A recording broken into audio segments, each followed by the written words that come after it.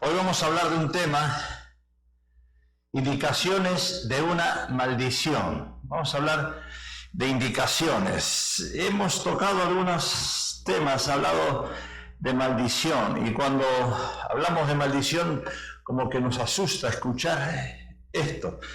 Y la hermana Abelina nos dio el versículo.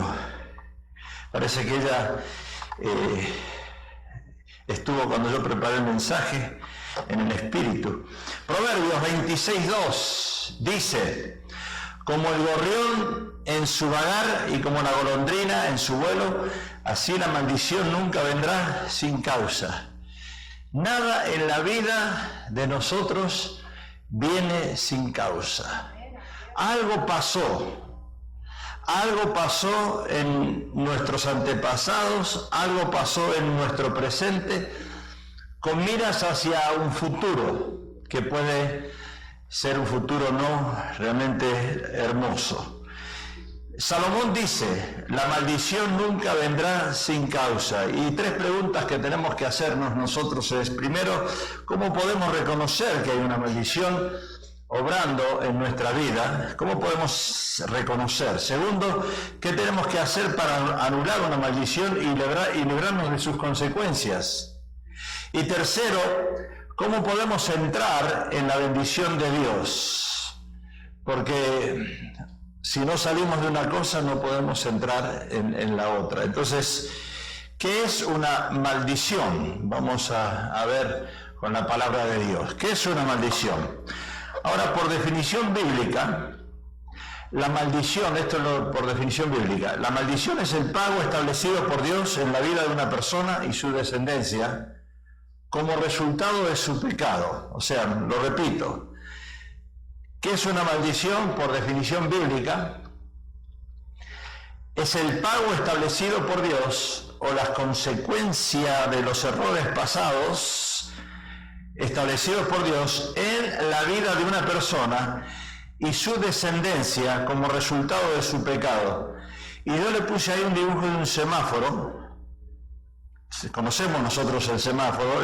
La luz roja es detenerse, la amarilla es prevención y la verde iniciar su marcha.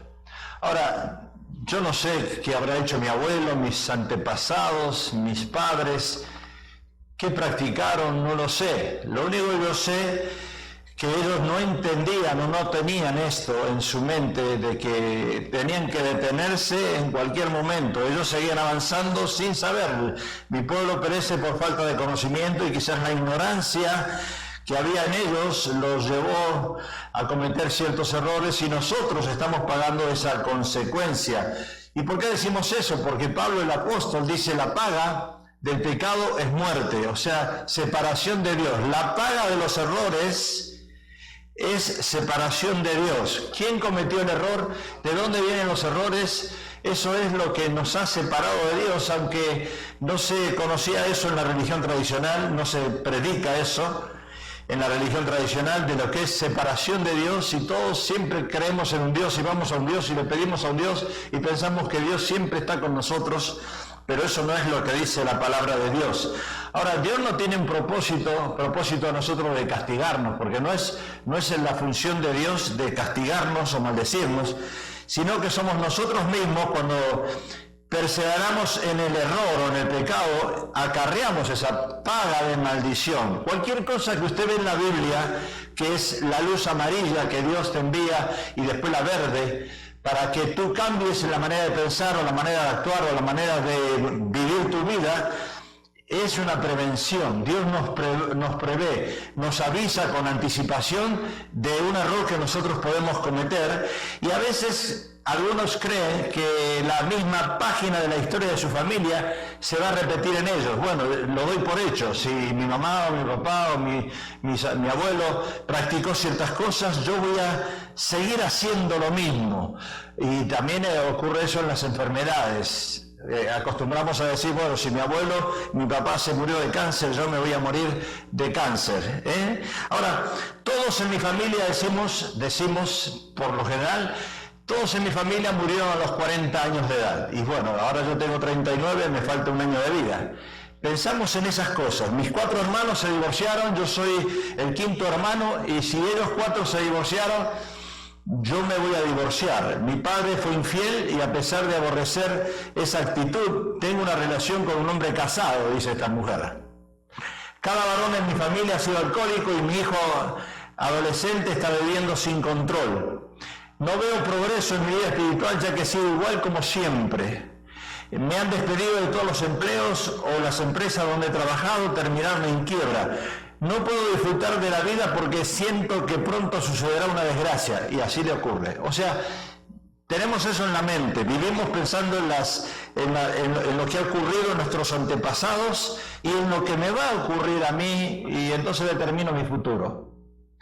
Determino mi futuro. Ahora, hay otros tipos de maldición que son de carácter hereditario, y eso lo podemos ver en la palabra de Dios, en la Biblia también, que son de carácter hereditario. Y los médicos muchas veces te preguntan eso cuando vas y te vas a revisar, te vas a hacer una revisación, los médicos te preguntan la genealogía, las enfermedades que tenían tus padres, tus abuelos, te los preguntan los médicos, porque ellos quieren saber y se basan mucho en eso, enfermedades hereditarias. Entonces los doctores preguntan, ¿tu padre padeció de cáncer? Es la primera cosa que cuando voy a ver al médico me mira a mí, me revisa y me dice, Pablo, no es cáncer. Y mi papá no murió de cáncer, mi mamá tampoco murió de cáncer, pero para no asustarnos o para no asustarme, la primera cosa que el médico me dice, no es cáncer, no es lupus. Ahora, lo que sí preguntan si hay diabéticos en tu familia, cardiovasculares, enfermos cardiovasculares, etcétera, etcétera. Y entonces uno va analizando y atando cabos, pero ¿cómo puede ser? Yo tengo que romper eso en el nombre de Jesús, tengo que cortar eso. Si yo vengo de un contexto de esa maldición hereditaria, tengo que cortar y entrar en el contexto de bendición, que es lo que quiero. Y también ponerme en las manos de Dios. Si yo tuve en mi familia que 4 hermanos murieron a los 40 años, no necesariamente yo voy a morir a los 40 años. Entonces, hay ejemplos en la palabra de Dios de generaciones en la familia, por ejemplo, de maldiciones. Si vemos nosotros maldiciones de pobreza, contexto de pobreza, mi familia vivió en la pobreza, fracasos conyugales, no fueron felices, mis padres se divorciaron, mis hermanos se divorciaron, hubo divorcio, esterilidad. En la Biblia encontramos contextos de esterilidad, maldiciones de esterilidad, mujeres estériles que no pueden dar a luz, madres solteras, homosexuales, lesbianas, alcoholismo, soltería. Todas esas cosas vienen a veces de un contexto hereditario que uno piensa, bueno, heredité los genes, heredité eso yo. Si vamos a la palabra de Dios, vemos maldiciones genéticas. Y yo siempre me tengo que basar en la palabra, moverme por la palabra para entender lo que significa eso y no pensar en otras cosas. Habla maldiciones genéticas, la palabra de Dios, y habla de transmisión que pasa de uno a otro. Por ejemplo, Sara, la esposa de Abraham, cuando vamos a la Biblia, dice, el nombre de la mujer de Abraham era Sarai, mas Sarai era estéril, no tenía hijos. Y yo no sé, hoy en día, cuando Dios tiene un propósito en la vida de una persona y no le da hijos, por alguna razón a una mujer, hoy se busca cualquier método secundarios para llegar a tener un hijo, como para provocarlo, para traerlo a la fuerza. Hoy se usa mucho la fuerza, no se usa mucho la voluntad de Dios. No acepto ser estéril, no acepto no haber tenido un hijo, lo voy a traer de cualquier manera. Sara era estéril, no tenía hijos. Rebeca, la esposa de Isaac, si estamos hablando de Isaac, Rebeca, si Abraham se casó con una mujer estéril, Isaac, el hijo de Abraham, se casa con una mujer estéril. Y oró Isaac a Jehová por su mujer que era estéril. Y Raquel, la esposa de Jacob, ahí vemos a Abraham, Isaac y Jacob, una descendencia hereditaria. Y vio Jehová que Lea era menospreciada y le dio hijos, pero Raquel era estéril. O sea, acá vemos una generación de genes, de ADN, genéticos. Ahora, cuando nosotros hoy en día la ciencia nos abre un poco el panorama y el picture, como decimos en inglés, de ciertos contextos que antes la Biblia no lo usaba o no lo expresaba o no lo enseñaba, ¿qué son los genes? Porque si yo tengo que entender que en mi familia hay contextos de maldiciones hereditarias, genéticas, ¿qué son los genes? ¿Cómo yo puedo trabajar para superar esos genes? ¿Cómo puedo salir de esa maldición genética? Y cuando vamos al contexto humano, de cómo Dios nos hizo, los genes están formados en un compuesto químico llamado DNA en inglés, o su nombre completo es ácido desoxirribonucleico. ¡Wow! El ADN a la vez se compone de 4 elementos químicos: adenina, citosina, guanina y timina. Todo esto la Biblia no lo dice, pero ahora la ciencia lo descubre. Entonces, cuando uno se va a casar con una persona, ¿quién piensa en todo esto? Si la madre fue estéril, si la abuela fue estéril, si hay esterilidad. Por ejemplo, mi hijo, cuando se casó con la esposa, la que tiene, por supuesto la única, que él sabe que en el contexto de la esposa, genéticamente hablando, todos murieron de cáncer. Entonces, ya en el tiempo que él se casó, ya eso lo hablábamos nosotros, cuando una persona tiene en su familia genes cancerosos y se mueren de cáncer, uno ya está predispuesto a pensar que el cáncer está en esos genes. Entonces, el ADN se compone de 4 elementos, como dijimos. Es un conjunto que vienen a ser nucleóticos, y la reunión de muchos genes forman las cromosomas, que es lo que tienen las mujeres, las cromosomas, cuando nace la criatura, que se encuentran en el centro de las células y agrupados en pares bien definidos. El número de esos pares de cromosomas varía en los seres vivos, siendo de 23 para el caso de los seres humanos. Exactamente la mitad de estos cromosomas es heredada por el padre y la otra mitad por la madre. Quiere decir que yo heredo hormonas, yo heredo genes, yo heredo a mi papá y mi mamá, lo heredo, está en mí. Y la palabra de Dios habla de esas maldiciones hereditarias: padres, abuelos, bisabuelos y otros ascendientes de trámites mediante los genes. Cromosomas a través de la sangre genética, la sangre. Heredo la sangre está en mí. Entonces uno ya sabe que hay un cierto riesgo o peligro de quizás morir de ese tipo de enfermedad. Ahora bien, la genética es la parte de la biología que estudia los genes y la transmisión de los caracteres hereditarios. Ahora, si yo entiendo eso y me tiro al suelo y digo, bueno, yo voy a morir de cáncer, yo voy a morir de esto, mi mamá murió de esto y mi papá murió de esto, yo estoy recibiendo esos genes, como que ya no me dan ganas de vivir. Entonces, ¿para qué vino Cristo a mi vida? ¿Para qué estoy en el Señor? ¿Para qué leo la palabra que nuevas son cada mañana? Entonces yo me tengo que basar no tanto en eso, aunque me tengo que cuidar en las comidas.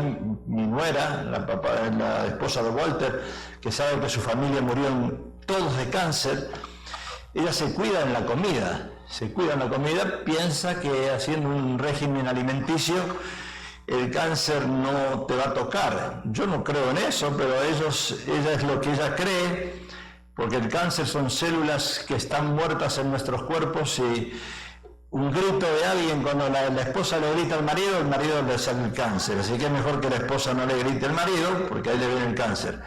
Y si no es el cáncer, le viene otro tipo de enfermedad por el susto que se pegó, ¿verdad? La diabetes. Yo tengo un caso de una persona conocida, un hermano conocido, que andando en moto tuvo un accidente, se asustó y vino diabetes a su cuerpo. O sea, a través de un susto. Quiere decir que el cuerpo reacciona. Pero vamos a ir al contexto literal, a lo que yo entiendo, no tanto a lo que no entiendo. Y lo que entiendo a través de la palabra de Dios es que las maldiciones vienen a través de nuestras palabras. Y esto sí, yo me tengo que parar acá ahora, porque si yo me paro en los genes, en el ADN, en el contexto de la sangre y todas esas cosas, no voy a poder seguir avanzando. Pero sí hay algo que yo puedo frenar a eso, y es el contexto de las palabras. Proverbio dice algo: el hipócrita con la boca daña a su prójimo, mas los justos son librados con la sabiduría. Hay hombres cuyas palabras son como golpes de espada, mas la lengua de los sabios es medicina. La lengua apacible es árbol de vida, mas la perversidad de ella es quebrantamiento de espíritu. La muerte y la vida están en el poder de la lengua, y el que las ama comerá de sus frutos. Santiago también dice que nuestros labios tienen poder, y nuestros labios, no puede ser que un mismo cristiano maldiga y bendiga, bendiga y maldiga. Estamos así, con nuestros propios labios. Ahora Jesús, cuando vamos a la palabra de Dios, Jesús le dijo a los hipócritas, a los fariseos hipócritas, los llamaba hipócritas, sepulcros blanqueados, generación de víbora. Y yo estuve hablando el otro día con una persona y me dice, Pablo, ¿usted cree que Jesús, como dice la palabra, fue sin pecado? Le digo, mira, dice la palabra de Dios que Jesús es sin pecado, no pecó. Pero eso no quiere decir que no se airó, eso quiere decir que no perdió el control, el dominio propio. Y entonces, ¿cómo puede ser que no pecó? ¿En qué consiste el no pecar? Es una buena pregunta que les hacen a uno las personas que son recién nacidas en el Evangelio. Y es cierto, Jesús en aquel tiempo a los fariseos, que eran los religiosos de aquel tiempo, los llamaba hipócritas. Hoy en día, si usted le dice hipócrita a una persona, es una palabra de maldición, es un insulto. ¿Por qué Jesús le dijo hipócritas? ¿Por qué Jesús le decía sepulcros blanqueados, generación de víboras? Los estaba maldiciendo, les estaba soltando palabras hirientes. Ahora, cuando vamos al contexto en aquel tiempo, por eso hay que leer un poco y hay que estudiar un poco y hay que meterse un poquito en la palabra de Dios. El origen de la palabra hipocresía, hypocrite, en el latín, en el griego, tenía un sentido no ofensivo, tenía un sentido de una persona religiosa, pero un artista. Entonces el artista, el hipócrita, era una persona que cambiaba la cara de acuerdo a lo que hablaba, como un artista hoy en día, era un falso profeta, era un artista. Y no era, la palabra hipócrita no era una palabra tan desarrollada como hoy se entiende. Hoy si yo le digo hipócrita a usted se va a ofender. Pero yo podría cambiar esa terminología de hipócrita hoy y usaría una palabra, ignorante. Y usted me dirá, pero si usted le dice ignorante a una persona, también lo está ofendiendo, lo está maldiciendo. No, porque si yo voy al contexto castellano, la palabra ignorante es una persona no conocedora de algo. La palabra ignorante es una persona que no fue a la escuela y no aprendió a leer. La palabra ignorante es una persona que no puede leer la palabra de Dios, la Biblia, no lee un sign, un cartel. Entonces es ignorante en el conocimiento. Entonces, claro, se puede ofender la palabra, la persona, pero yo no le estoy diciendo directamente hipócrita. Le estoy diciendo, tú eres un ignorante. Ahora, si se ofende la persona, no necesariamente se tiene que ofender por la palabra, si la entiende. Ahora, si no la entiende, como hablamos en el mensaje del viernes, cuando dijimos de un neófito, si yo le digo a usted es un neófito, y usted no entiende lo que es un neófito, usted se ofende, porque una hermana se ofendió y se fue de la iglesia, porque yo le dije que era un neófito, que eran neófitos, y se fueron. Se pensaron que yo lo estaba ofendiendo. Y no es una ofensa decirle, usted es un neófito. ¿Qué es un neófito? Una persona que no conoce la palabra. Una persona que recién acepta a Cristo y empieza a desempeñar un cargo de liderazgo, pero en ignorancia. Entonces ahí está, neófito, ignorante, hipócrita. Todas son palabras que parecen ofensivas, pero porque uno no conoce el contexto. Si vivimos en un pueblo hispano, en una sociedad donde dice la palabra de Dios que lo malo es bueno, y donde dice la palabra de Dios que hay ignorancia en el pueblo, mi pueblo perece por falta de conocimiento, y dentro de esa ignorancia que hay, usamos esas palabras, parecen ofensivas. Y hay que entenderlas bien para no lastimarse. Entonces tales palabras que vimos acá pueden ser pronunciadas o escritas o meramente formadas en una forma interior de una persona. Es probable que tus labios han pronunciado palabras de maldición que han herido tu misma alma, porque a veces nosotros mismos nos automaldecimos. No sirvo para nada, yo digo. No soy tan inteligente como fulano, ¿verdad? Y uno mismo, en su baja autoestima que puede tener en ese momento, un estado depresivo o un estado emocional que está pasando en su familia, se puede automaldecir a uno mismo y él mismo causarse daños. Un ejemplo, yo nunca me voy a casar para no sufrir como mis hermanas o como mis hermanos. Entonces uno mismo ya está autodeterminando su futuro. No me voy a casar porque yo no quiero sufrir como sufrieron mis hermanas. O esta enfermedad me está matando. O tengo miedo que me roben y me dejen muerto en el medio de la calle. Entonces cuando tengo miedo que me roben no salgo a ningún lado porque me van a robar. Entonces uno mismo está hablando y automaldiciéndose.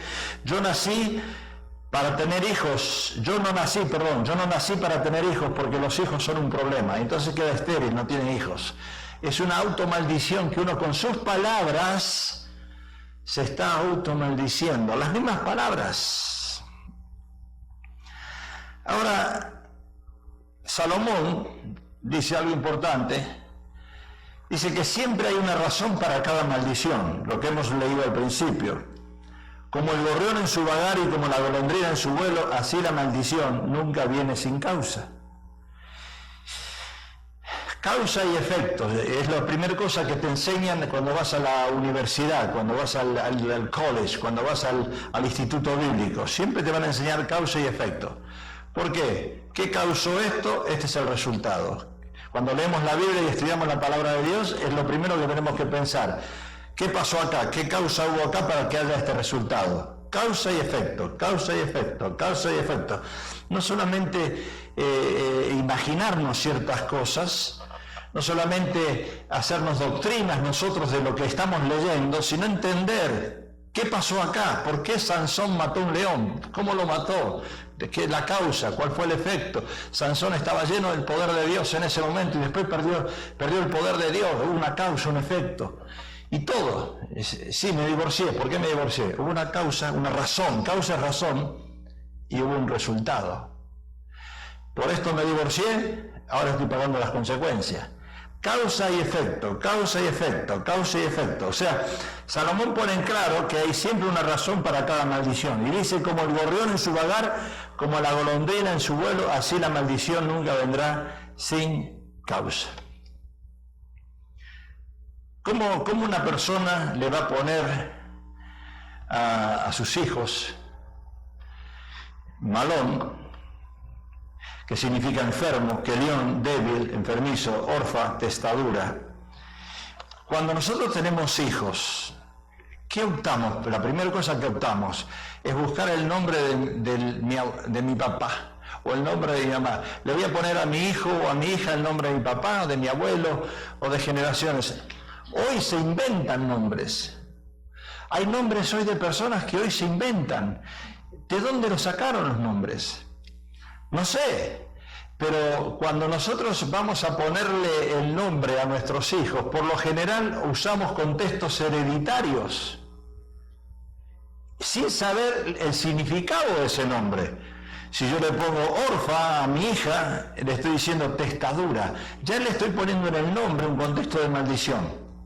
Ahora, usted averigüe su nombre y si está en un contexto de maldición, cámbieselo. Cambie nombre, cambie esposo, cambie esposa, cambie de todo. Porque puede ser que el nombre mismo usted mismo se está maldiciendo, y cuando firma, ahí le transmite la maldición, ¿verdad? Ahí firma. Entonces, el nombre mío, por ejemplo, Pablo, es pequeño, ¿sí? Y entonces tenemos que identificar el nombre y también el apellido para saber si el apellido viene de un contexto de maldiciones de atrás. ¿Cuál es mi apellido? Bueno, hoy en día hay mujeres, esposas, que no quieren usar el apellido del marido y quieren usar el de ella. ¿Cuál es la razón? Porque el apellido del esposo viene en un contexto de maldición, o porque no quiere saber nada con el esposo y usa su apellido.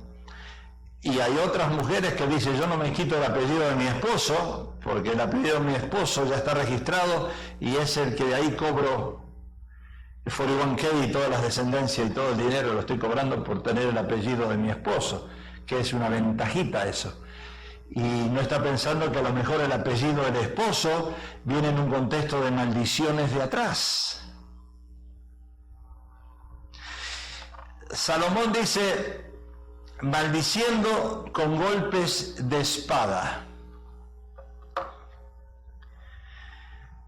Mire lo que dice: hay hombres cuyas palabras son como golpes de espada. ¿Qué quiere decir Salomón? Que hay personas que les gusta discutir por cualquier cosa.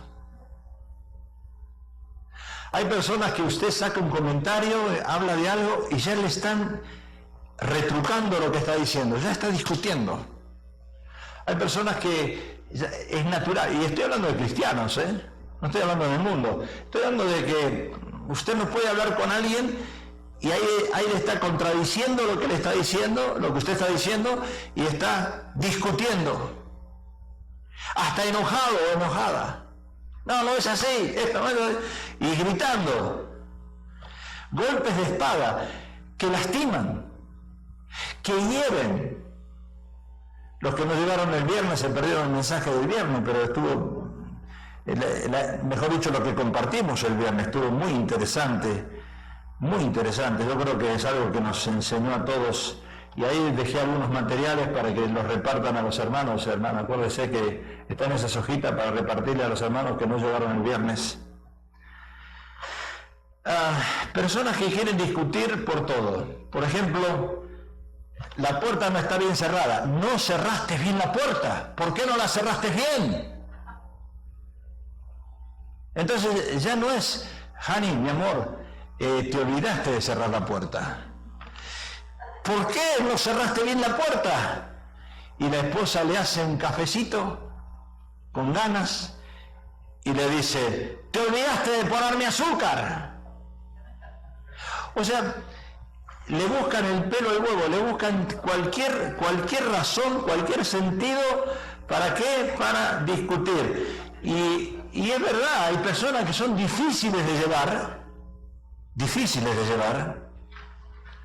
porque tienen un carácter fuerte y que les gusta discutir por todo. Ahora, todos hemos discutido, todos a veces nos airamos o perdemos el dominio propio, el control, pero hay que tener cuidado cuándo o cómo hablamos, de qué manera hablamos. Nadie está exento de no enojarse, pero lo malo no está tanto en desacuerdo con alguien o alguien, sino en la forma que lo expresamos. No es lo mismo decir: no cerraste la puerta, a decir: por favor, mi amor, te olvidaste de cerrar la puerta. Y ya nuestras mismas palabras nos condenan. Ahora, Proverbios es un libro de sabiduría que nos enseña que en las muchas palabras nos falta el pecado. Quiere decir que en las muchas palabras yo estoy lastimando a alguien. Por eso Jesús, cuando fue a la cruz, yo siempre uso ese ejemplo. Él fue, dice, como cordero llevado al matadero y no abrió su boca. Porque cuando nos enojamos o discutimos cosas que fluyeron quizás por nuestro estado de ánimo alterado y no porque realmente lo sentíamos, ahí es cuando explotamos. ¿Y cuántas veces en una discusión hemos herido a alguien? ¿Cuántas veces? ¿Cuántas veces hemos permitido que las muchas palabras salgan y salgan sin percatarnos que las consecuencias de ellas serían terribles? Le hemos pronunciado palabras inclusive a nuestros hijos y no nos damos cuenta que las soltamos y todavía la creemos ciertas y la aceptamos en el día de hoy sin arrepentirnos de haber pronunciado esas palabras. Proverbios 12:18, hay hombres cuyas palabras son como golpe de espada. La lengua apacible, dice Proverbios 15:4, es árbol de vida, mas la perversidad de ella es quebrantamiento de espíritu. O sea que para discutir siempre se necesitan dos personas. Usted no va a discutir usted sola con el espejo, se va a levantar a la mañana y se va a maldecir ahí y va a decir, soy fea como una cucaracha. No, la cucaracha no es tan fea, quizá usted sea más fea, pero la cucaracha es buena, es linda, ¿verdad? Pero uno mismo se enoja con uno mismo, o se enoja con alguien. Tiene que haber dos personas para enojarse, no se puede enojar uno solo. Entonces, lo que está diciendo Salomón es que tratemos de tener una lengua que sea medicina.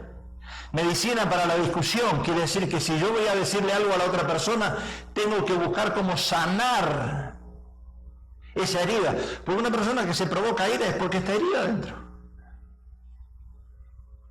Yo no doy la razón a las esposas, a las mujeres, cuando el marido es testa dura, cabeza dura el hombre, y la esposa le dice una cosa, y le dice otra, y le dice otra, y le dice otra, y nunca cambia. Llega un momento que dice, ¡hey! Seré cristiana, pero no soy tonta. ¿Verdad? Y entonces hay maldiciones también pronunciadas hacia uno, hacia nosotros. Y esto es importante, voy a tratar de terminar a tiempo. En el Antiguo Testamento, dice Deuteronomio, maldito serás tú en la ciudad, y maldito en el campo, maldita tu canasta y tu artesana de amasar. Wow, esto es fuerte, ¿eh? Y palparás a mediodía como palpa el ciego en la oscuridad, y no serás prosperado en tus caminos, y no serás sino oprimido y robado todos los días, y no habrá quien te salve. Ahora, usted tiene que entender que no es que Dios te está maldiciendo directamente o literalmente, sino que la palabra de Dios dice, si no obedecieres la voz de Dios, vas a caer en todo esto. Esto te va a pasar, la causa va a ser esto, el efecto, el resultado, esto te va a pasar. Y uno dice, no, a mí no me va a pasar nada. ¿Usted ha pensado alguna vez, se mueren todos? Se mueren todos, pero yo no me voy a morir. Y al día siguiente llaman por teléfono, se murió el hermano. Pero no pensamos así cuando escuchamos una noticia, le pasó, a mí nunca me va a pasar eso. No digas nunca, porque la pastora y yo dijimos, nunca vamos a vivir en Burbank, y 3 casas las compramos en Burbank. Nunca con Dios hay que decir nunca. Porque cuando le dices a Dios nunca, nunca, ahora vas a ver.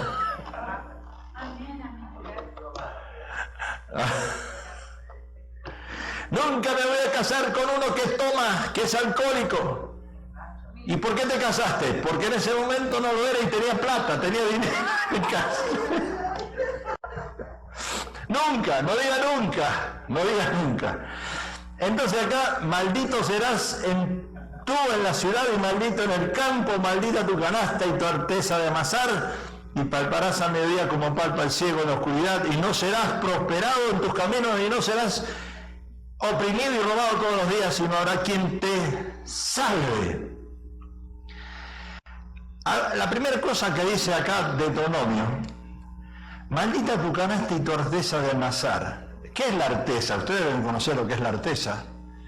Es un recipiente cuadrado, de manera que se usa para amasar el pan. Yo me imagino que ustedes que vienen de la provincia, de lugares donde se acostumbraba a amasar el pan uno, era una cosa así cuadrada y ahí se amasaba el pan, la artesa. Y después dice, no serás prosperado. Ahora, ¿quién dijo? Ponte a pensar, yo estoy viviendo en ese contexto hoy, pero ¿quién fue el que dijo esas palabras?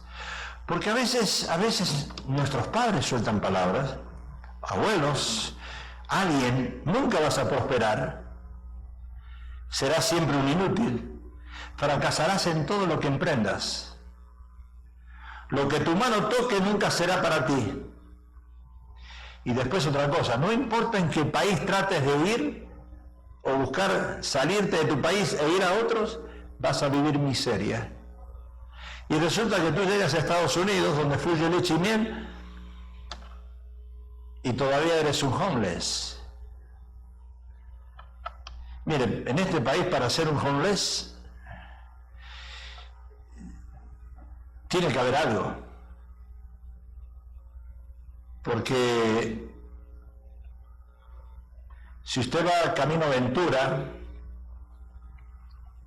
allí se encuentra el lugar para donde están los locos, y uno no nace loco, los maniáticos, uno no nace, se hace, uno con el tiempo, ¿verdad? Entonces los homeless no nacieron homeless. Si estoy en Estados Unidos y todavía estoy viviendo miseria,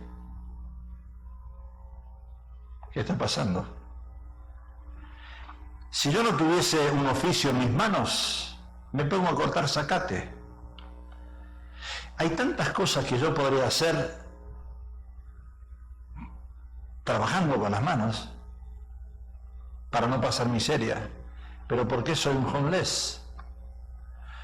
¿Por qué estoy pasando miseria? ¿Qué ha pasado? ¿Por qué muchos cristianos no prosperan? Y cuando yo hablo de prosperar,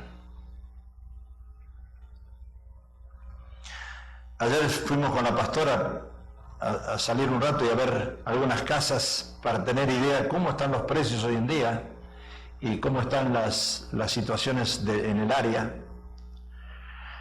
Y a veces vamos a visitar las casas que son modelos y que se están por vender.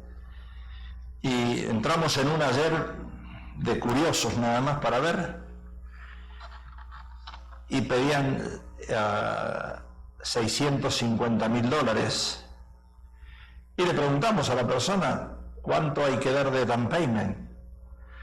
Y había que dar $130,000 down. Y había que pagar $3,500 por mes. $130,000 down payment, anticipo, y $3,500 por mes. Y yo dije, wow, hay gente que tiene que tener dinero, porque las casas se tienen que vender. Pero le está diciendo a la pastora, ¿y el pueblo hispano cómo hace? ¿Podrá el pueblo hispano desembolsar $130,000 y pagar $3,500 por mes solo de mortgage, plus utility, whatever?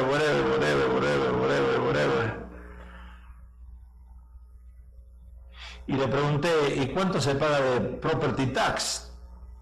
Impuestos a la propiedad, son $10,000 al año.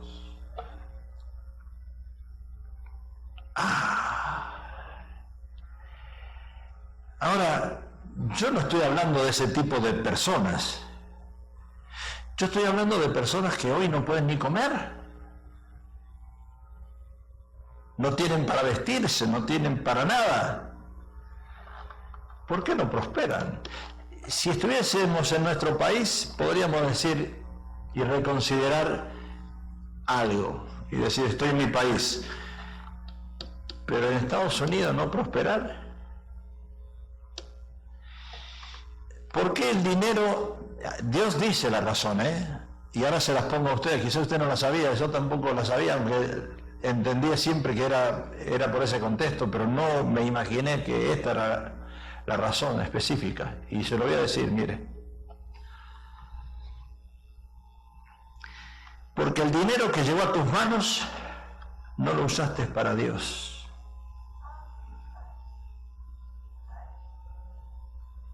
Porque ir a la iglesia tradicional y poner limosna, creo que en la iglesia tradicional se ponen monedas. Y yo puedo ir todos los días a la iglesia tradicional y voy y digo, wow, cuánta gente va a la iglesia católica y ponen limosna. Pero eso no es lo que está diciendo Dios. Entonces ahora sí hay una causa y un efecto. Ahora sí yo me tengo que hacer un autoanálisis y entender acá hay un secreto acá. ¿Por qué no prospero? ¿Por qué vivo vidas miserables? ¡Wow! Y dice 28:47, por eso esto hay que enlazarlo con el otro contexto de antes. Por cuanto no serviste a Jehová tu Dios con alegría y con gozo de corazón por la abundancia de todas las cosas, servirás por tanto a tus enemigos. Enemigo número uno, el dinero. Que enviare Jehová contra ti con hambre y con sed y con desnudez y con falta de todas las cosas, con falta de todas las cosas. Y él pondrá yugo de hierro sobre tu cuello hasta destruirte. O sea que si yo junto los versículos 47 y 48 apuntan hacia una simple conclusión, que la prosperidad es una bendición y la pobreza una maldición. Pero ¿por qué yo vivo en contexto de pobreza? Ahora se ha extendido la tradición dentro de la iglesia cristiana que la pobreza es una bendición. Entonces nosotros sabemos, siempre va a haber pobres. Ser pobres es una cosa y vivir en la miseria y no progresar es otra cosa, y vivir en el homeless. Porque Dios tiene compasión con los pobres. No nos va a faltar, si hay una promesa en la palabra de Dios, que Dios no nos va a hacer faltar alimento, sustento y abrigo. Hasta los homeless comen, hasta los homeless toman agua, pero viven en la miseria, no progresan, no salen de ese contexto. Y Pablo dice en 2 Corintios 9:8, dice, poderoso es Dios para hacer que abunde en vosotros toda gracia, que abunde. O sea, Dios es un Dios que nos da en abundancia.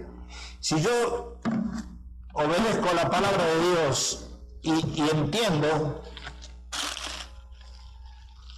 Dios me da. Pero acuérdense en esto, yo no vine a este mundo por casualidad, yo vine con un propósito.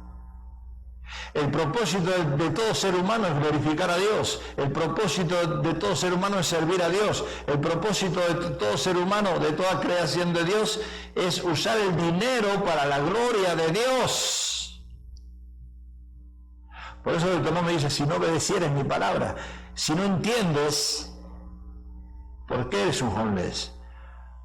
¿Por qué no estás viviendo en bendición? ¿Qué está pasando en tu vida? Porque el dinero lo usé para mí,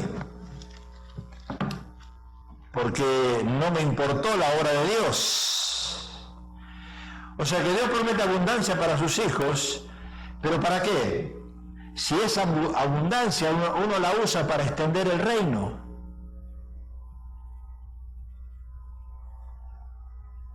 No para hacerse rico, no para hacerse millonario, no para guardarlo en el bolsillo, sino para entender, ese es el contexto principal.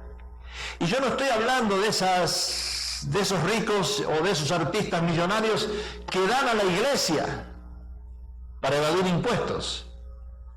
No estoy hablando de eso, estoy hablando de esto.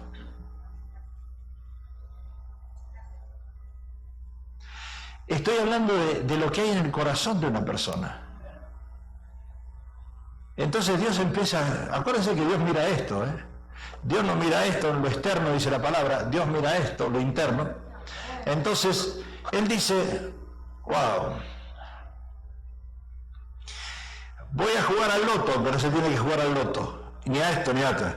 Y ¿para qué quieres ganar? Le dice Dios, te dice Dios.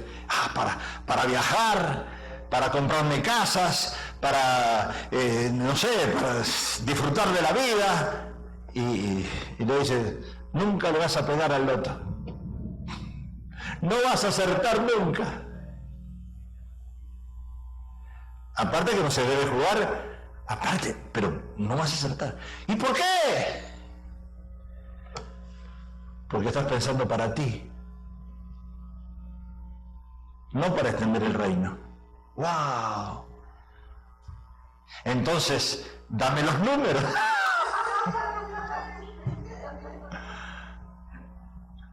Tampoco así sirve, porque ahora estás pidiendo interesadamente.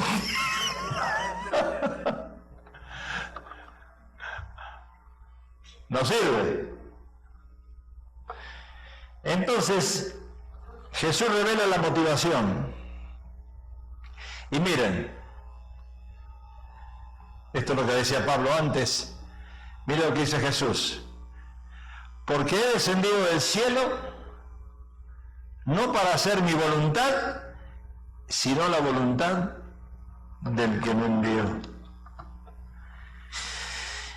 O sea que acá la motivación de cada hijo de Dios para salir de ese contexto de homeless, de pobreza o de vivir en miseria, tiene que ser la misma de su maestro.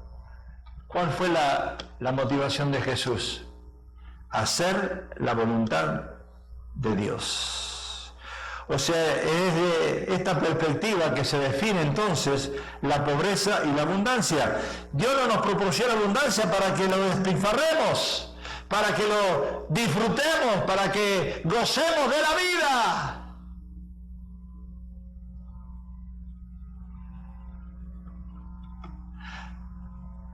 Yo me río en el Facebook porque a veces aparecen pastores por ahí que dicen, este es mi día, estoy gozando de mi día, ¿verdad? Estoy disfrutando de mi día. Y yo digo, yo no sé cuál es mi día, porque yo no disfruto ninguno de mis días. Horas puedo disfrutar. Jesús, ¿usted cree que Jesús disfrutaba de sus días? ¿Usted cree que Jesús se iba a la playa como yo fui a la playa a descansar y yo les puse a ustedes ahí y les mandé, estoy disfrutando ahora, estoy descansando? Y Jesús disfrutaba 24/7 haciendo la voluntad del Padre, porque donde Él estaba, ministraba, servía, predicaba. ¿Te acuerdas la palabra 24/7? Nunca duerme. Entonces, la bendición llega cuando dejamos de pensar en satisfacer nuestros deseos carnales. Claro que yo necesito salir, claro que yo necesito vacaciones, claro que yo necesito disfrutar. Me decía la pastora ayer, ¿qué te pasa que estás tan serio? Es que estoy pensando en la iglesia.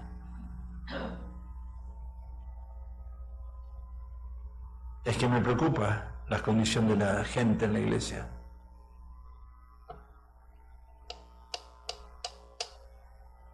¿En qué estás pensando tú cuando estás en tu casa? Cuando estás solo, sola, cuando estás caminando, paseando. Dios quiere que compartamos. La iglesia primitiva es el ejemplo. La primera iglesia en Hechos dice que tenían todas las cosas en común y la compartían. Si eso está en tu corazón, vas a salir de ese estado de miseria. Pero como dice la palabra, poner a Dios en primer lugar y lo demás, ¿qué? Será añadido. Dios tiene que estar en primer lugar. Escuche lo que le voy a decir. El alineamiento perfecto es Dios, es la familia y es la iglesia. Pero escuche, Dios y la iglesia van juntas. Usted todavía no entendió. No es Dios y la familia van juntas, Dios y la iglesia, porque la familia es la que hace la voluntad de mi Padre. Ahí sí que morí. Ahora ahí está. ¿Dónde está mi corazón? Sí, en Dios, Dios. Sí, Dios. Pero ¿y ahora qué? La iglesia.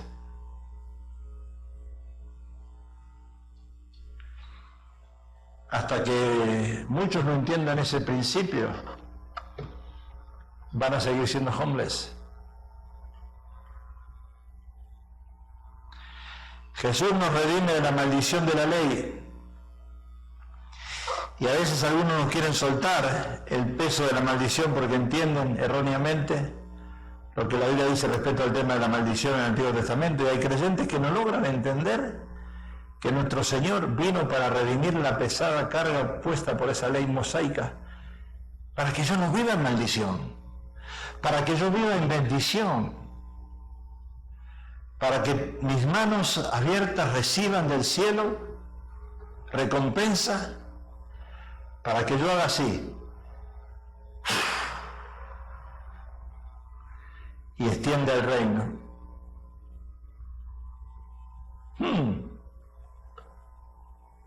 Gálatas 3:13 dice: Cristo nos redimió de la maldición de la ley, hecho por nosotros maldición, porque está escrito: maldito todo el que es colgado en el madero, para que en Cristo Jesús la bendición de Abraham alcanzase a los gentiles, a fin de que por la fe recibiésemos la promesa del Espíritu Santo. O sea, la palabra redimir significa rescatar o sacar a alguien de la esclavitud. Jesús vino a sacarnos de la esclavitud. Sí, pero los genes, el ADN, el DNA, la sangre de tu mamá, de tu papá y todo, y vas a morir de cáncer y no vas a llegar a los 40 años y nunca te va a crecer el cabello.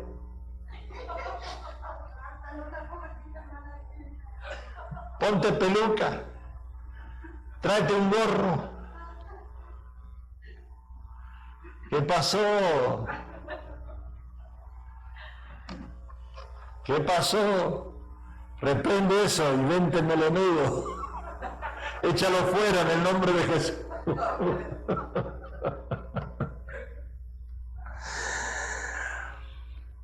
Para recibir esa sanidad tenemos que entonces entender: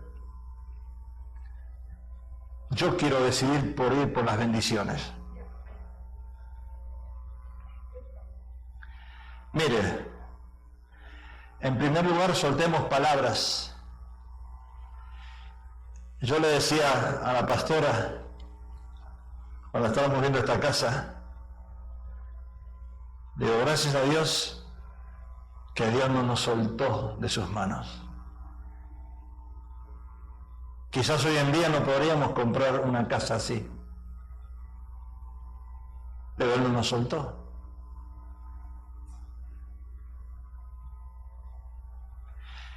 Tenemos que estar agradecidos por muchas cosas, por la persona que duerme a tu lado, por el que está a tu lado en la iglesia aunque no te guste, por la iglesia que estás asistiendo, por el trabajo que tú tienes, en el país que estás. Agradecido porque conocemos al Señor. Y cuando Dios ve que hay un corazón agradecido, y cuando Dios ve que acá adentro está hirviendo tu sangre por el Evangelio, hirve tu sangre porque amas al Señor, porque estás agradecida por Él, porque Él fue a la cruz a morir por tus pecados, por mis pecados. Y cuando uno está tan agradecido al Señor, que ya no le importa todas esas cosas materiales para uno, sino para extender el reino. Y entonces Dios dice, bueno, ahora De cáncer se va a morir tu vecino, tú no. Dinero le va a faltar a fulano, mengano y a sultano, pero a ti no te va a faltar. Y vas a empezar a buscar en tu closet y te vas a poner un saco, un jacket, y vas a meter la mano en el bolsillo y vas a encontrar $200. Y vas a decir, ¿y esto? Yo no me imaginaba que esto iba a llegar a mis manos. Y vas a meter la mano en el otro bolsillo y te va a aparecer una Biblia chiquita. Y esta Biblia es que esto que pusiste esta mano en el bolsillo, $200, viene porque estás obedeciendo esto.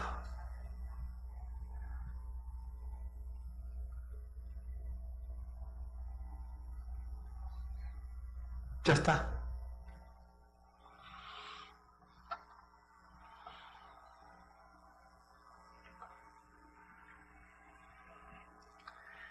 A los cielos y a la tierra llamó por testigo hoy contra vosotros, que os he puesto delante la vida y la muerte, la bendición y la maldición. Escoge pues la vida para que vivas tú y tu descendencia. Señor, te damos gracias por tu palabra.